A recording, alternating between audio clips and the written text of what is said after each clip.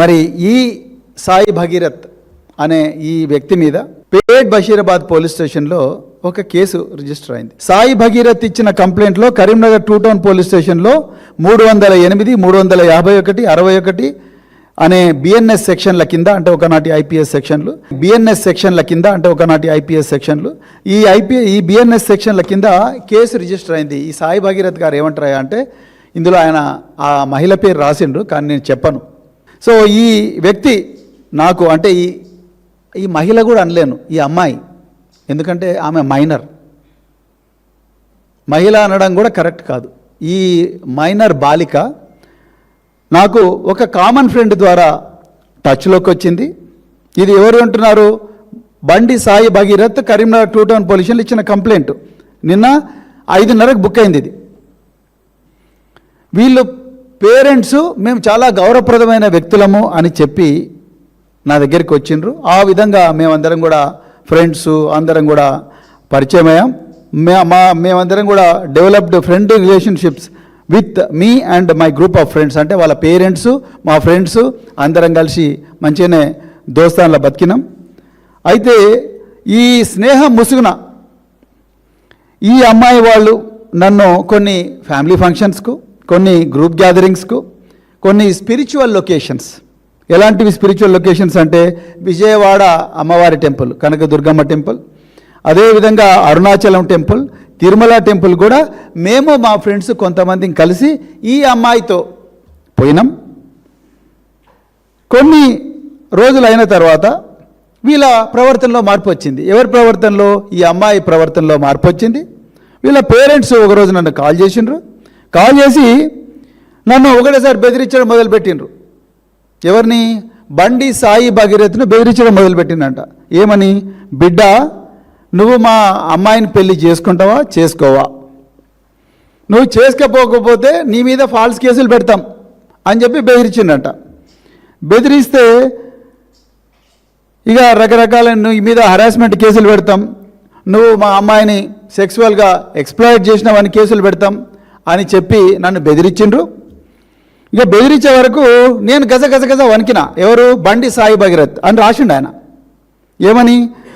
They have also demanded substantial sums of money from me and in fear I have given her father some of ₹50,000. బండి Sai Bhagirath her అనాల్సిన చోట his అన్నాడు. సరే పక్కా పెడదాం, ఇంకా ఆయనకు English వస్తుందా ఏందనేది ఇది సమస్య కాదు ఇక్కడ.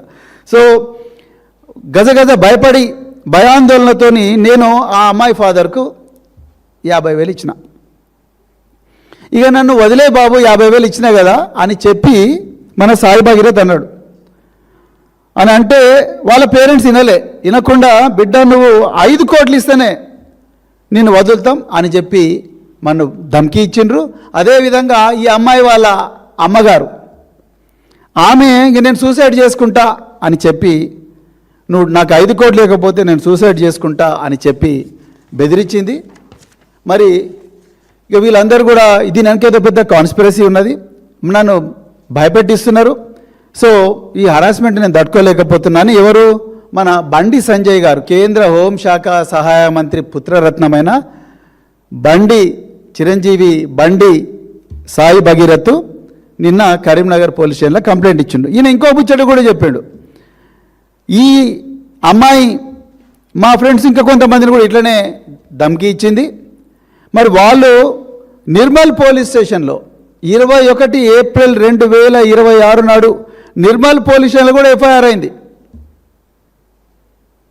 అంటే వీళ్ళంతా కూడా ఎక్స్టార్షనిస్ట్లే అని చెప్పి మన బాబు బండి సాయి భగీరథ్ కంప్లైంట్ ఇచ్చిండు. House number 2-10-204. దీని మీద కరీంనగర్ 2 టౌన్ పోలీసు వాళ్ళు క్రైమ్ నెంబర్ 253/2026 కేసు బుక్ చేసిండ్రు. ఇది స్టోరీ. ఇప్పుడు నేను కట్ చేస్తా ఇక్కడ. కట్ చేసి మరి ఈ చిన్న అమ్మాయికి, ఈ 17 ఏళ్ళ అమ్మాయికి, 17 సంవత్సరాలు ఉన్న అమ్మాయికి బండి సాయి భగీరథ్ నిజంగా భయపడతాడా అనేది ఒకసారి ఎగ్జామిన్ చేద్దాం. బ్రదర్ ఫస్ట్ వీడియో తీసుకో. బండి సాయి భగీరథ్ ఆయన ఒకసారి ఆయన నాయక, కల్నాయక లేకపోతే ఇంకా ఏందనేది మీరు ఒకసారి దబంగా ఒకసారి చూడండి. మీరు ఆయన మహేంద్ర యూనివర్సిటీలో ఆయన ఎట్లా దునాయి చేస్తున్నారు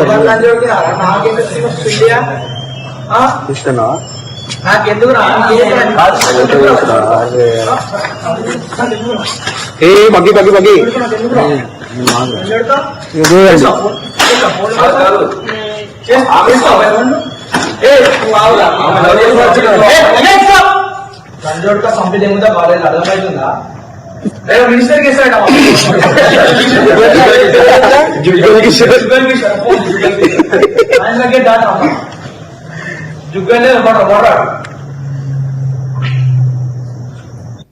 ఓకే, నెక్స్ట్ వీడియో చూడండి. ఇది ఓన్లీ శాంపుల్. ఇంకొక అసలు వీడియో ఉంటుంది, ఫైటింగ్ సీన్ చూడండి. ఆస్ట్రేలియంలో ఎట్లా కొడుతున్నాడు ఆయన ఒక పిల్లగాని. చూడు మాట్లాడిరా మాట్లాడి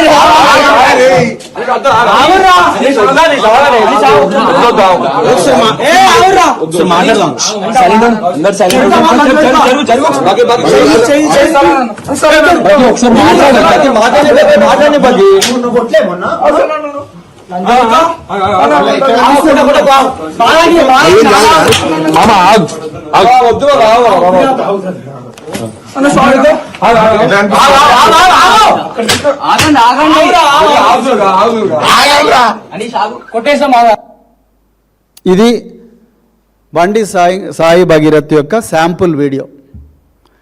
ఈ విధంగా విద్యార్థులను కొట్టి మహేంద్ర యూనివర్సిటీ నుంచి యాంటీ ర్యాగింగ్ యాక్ట్ కింద 2 ఎఫ్ఐఆర్లు అయినాయి దుండిగల్ పోలీస్ స్టేషన్ సైబరాబాద్ లిమిట్స్లో. ఈ యాంటీ ర్యాగింగ్ కింద యూనివర్సిటీ నుంచి ఎక్స్పెల్ చేయబడ్డ ఈ బండి సాయి భగీరథ్ 17 ఏళ్ళ ఒక మైనర్ బాలికకు ఈయన భయపడతాడంట.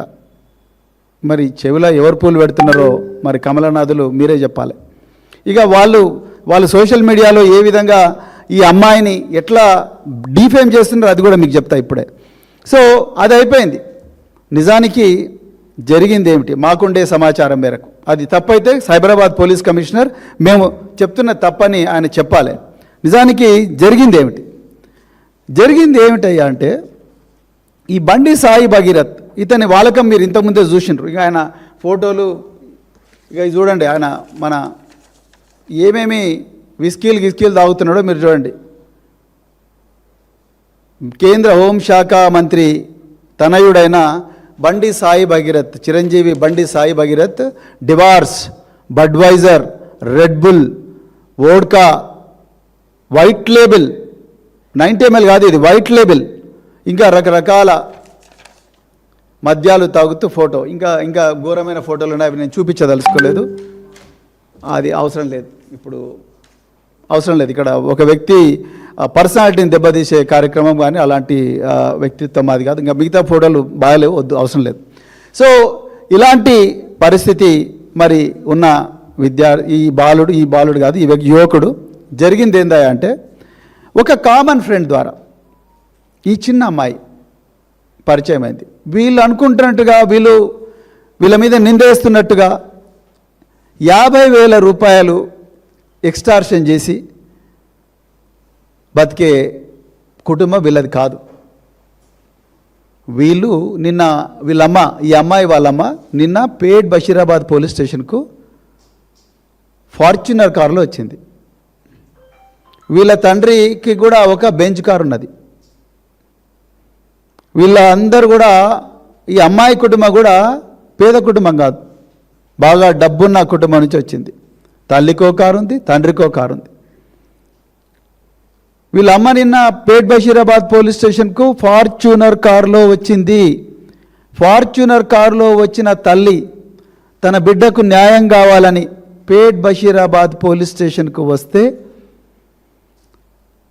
పోలీసులు వెంటనే కేసు రిజిస్టర్ చేయలేదు.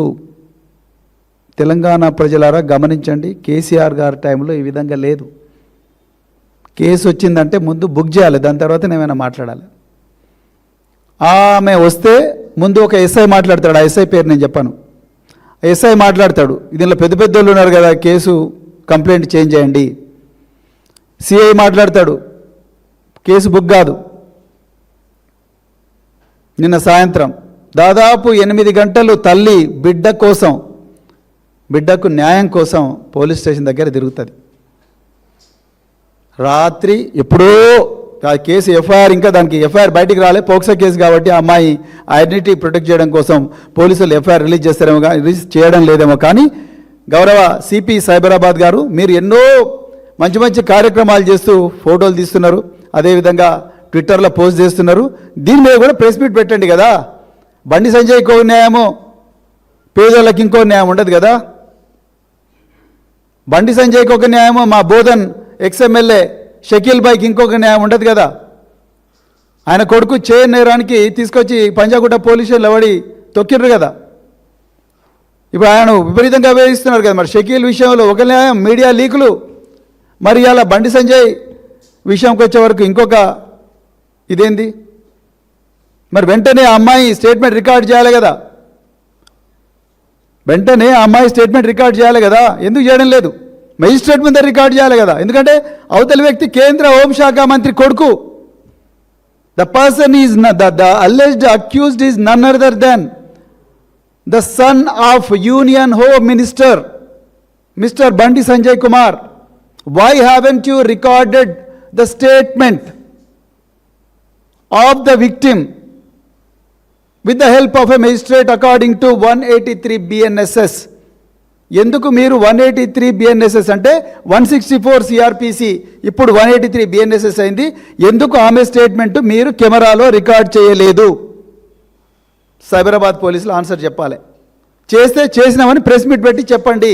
తెలంగాణ ప్రజలు 1000 కళ్ళతో ఎదురు చూస్తూ ఉన్నారు. రేపు గౌరవ నరేంద్ర మోడీ గారు దేశ ప్రధానమంత్రి పక్కన ఈ బండి సంజయ్ కూర్చోబోతున్నాడు. రేపు బీజేపీ వాళ్ళు వేలాది మంది మహిళలను తరలించబోతున్నారు. వాళ్ళందరికీ ప్రధానమంత్రి సమాధానం చెప్పాలి. నా పక్కన కూర్చున్న కేంద్ర హోంశాఖ సహాయ మంత్రి కొడుకు సచ్చిలుడా, లేకపోతే చెడ్డోడా, లేకపోతే ఇంకేందో నేరస్తుడా, ఆ విషయాలన్నీ నరేంద్ర మోడీ గారు, అమిత్ షా గారు రేపు తెలంగాణ ప్రజలకు సమాధానం చెప్పాలి. చెప్పకపోతే బీజేపీలో ఉండే మహిళా నాయకురాళ్ళందరూ మీరు భవన్లో కూర్చొని ప్రెస్ మీట్లు పెట్టుడు కాదు, మీ సోషల్ మీడియా వింగ్తోని ఫేక్ నెరేటివ్లు పెడిల్ చేసుడు కాదు. రేపు గౌరవ నరేంద్ర మోడీ గారిని, బండి సంజయ్ గారిని, అమిత్ షా గారిని మీరు అడగాలి, ఇది నిజమేనా?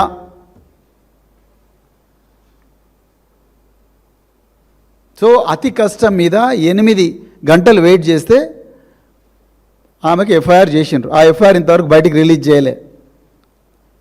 ఎందుకు రిలీజ్ చేయడం లేదో అది మీకే వదిలేస్తున్నాం. అమ్మాయి పేరుంది కరెక్టే, రిలీజ్ చేయడం లేదు అనుకుందాం ఫర్ వైల్.